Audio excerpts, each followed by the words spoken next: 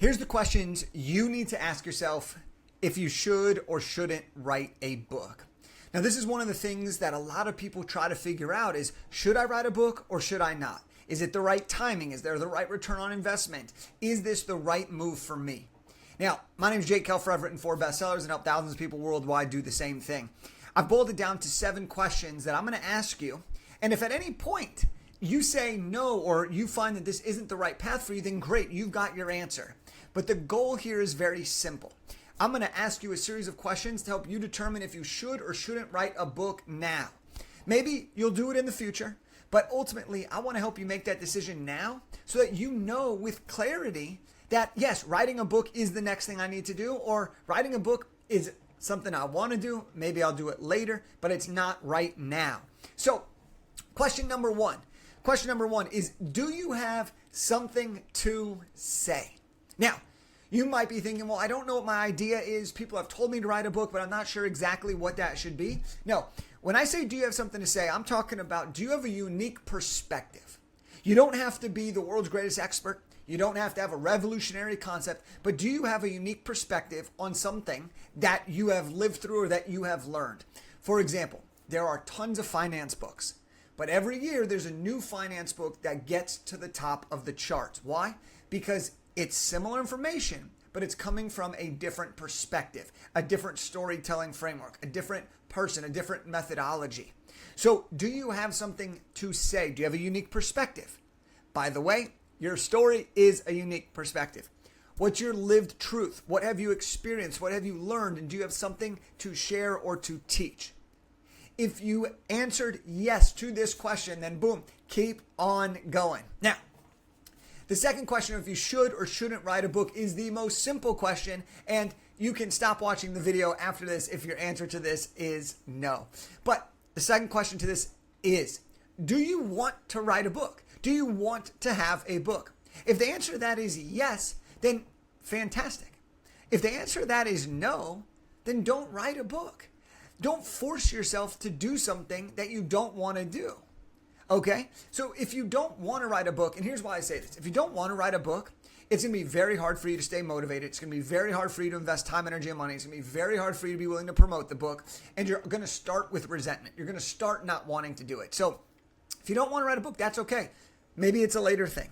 But if you do want to write a book, then continue on with the next question. Question number 3 of should you or should you not write a book is, do you want to help people? Simply put, books change lives, both the authors and all of the readers. And so the question to this is, if you want to help people, fantastic. But who do you want to help? Who are the people that you can help based on the experiences that you've had? Who are the people that you're already serving? Who are the people that you are already getting paid to educate, to help, to teach, to support? Oftentimes, knowing that audience makes the book so much easier.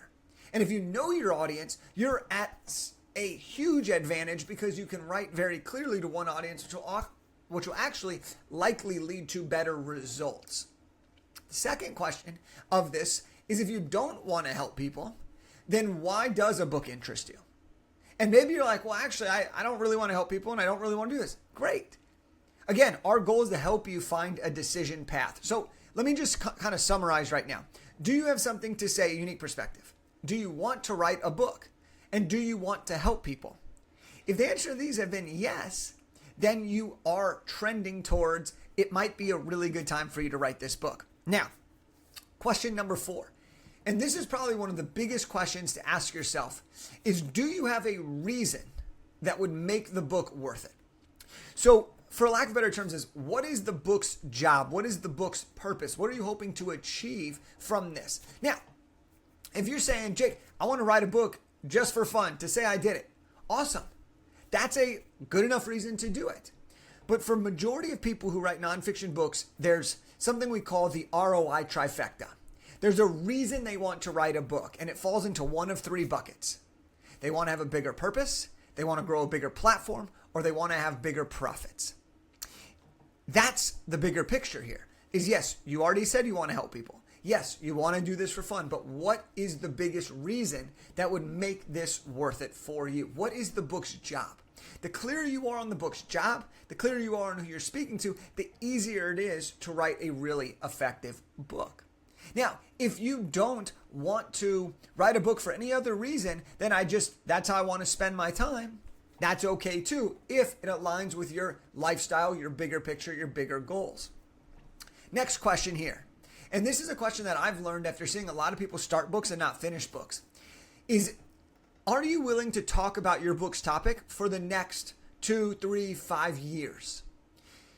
And I'll give you an example of this. There are a lot of times people, they start writing out a book on one thing, and then their entire business shifts and pivots and changes. And one of two things happen to these people. Number one is they pivot and adjust the book to move with the new direction because they are already wanting to write a book. They now just have a better way of doing it. Or two, they pivot, they change directions, they evolve, but then the book stays stagnant and they never end up going back to it. And so all that hard spent energy and time and effort kind of gets wasted.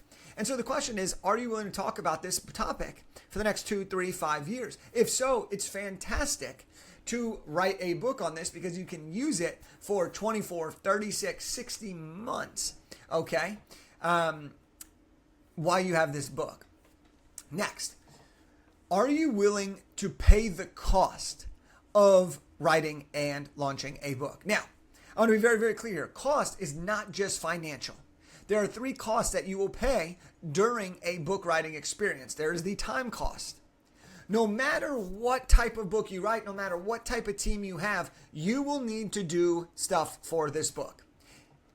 You can hire people to make it easier, but no matter what, you are the author and you will still have to do certain things.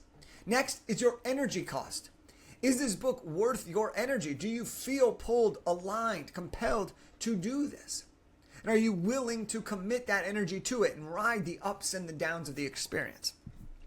And then lastly is the money cost. Okay, there are a million different ways that you can do this. You can do it for free and piecemeal it together. You can spend $250,000+ to get it done. The choice is entirely up to you, but there is a financial component. How much you spend is entirely dependent on your goals, your current situation, what you are trying to do. But that is something to recognize. So are you willing to pay and invest in this experience for yourself? And then number 7 is the book the best vehicle for you, your personality, and your goals? All right, if you want to have a book because of the right reasons, then it's probably the right vehicle. But if you just want to interview people, then maybe a podcast is a better path for you. If you are writing and you like the written form, a book's really great. If you like just doing video, maybe video is the right path for you. So is a book the best vehicle for you? And you can define that by understanding what are the outcomes.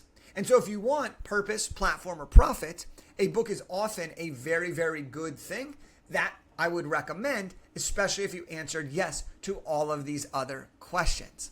So this is kind of how I would break it down. And we'll do a full recap here because I think it's so important. But ultimately, look, writing a book is something that takes work. And it's something that you're going to have to commit to. And it's not something that you do overnight. It's something that you do it again, and then you talk about it for years and years and years to come. So here are the 7 questions to help you decide whether or not you should or shouldn't write a book now. Number 1 is, do you have something to say? Number 2 is, do you want to write a book? Number 3, do you want to help people? Number 4 is, do you have a reason that would make the book worth it? Number 5, are you willing to talk about this topic for 2+ years? Number 6 is, are you willing to invest in the cost? And number 7 is the book the best vehicle for you? If you've answered yes to a majority of these questions, then a book might be the best plan in place. Now, what we have found is that a lot of people, they think the answer to number 1, do you have something to say? They think they don't have anything to say. So I want to address this. Your testimonial of what you've experienced is something to say. Your unique perspective on a particular topic is enough for something to say. I wrote a career development book with 1 year of career experience. I would have sworn that I didn't have enough to say, but I did. Second thing I want to address is you will always have enough content. All right. In our team, we can show you how to flush out the content so that you have enough to share to be successful.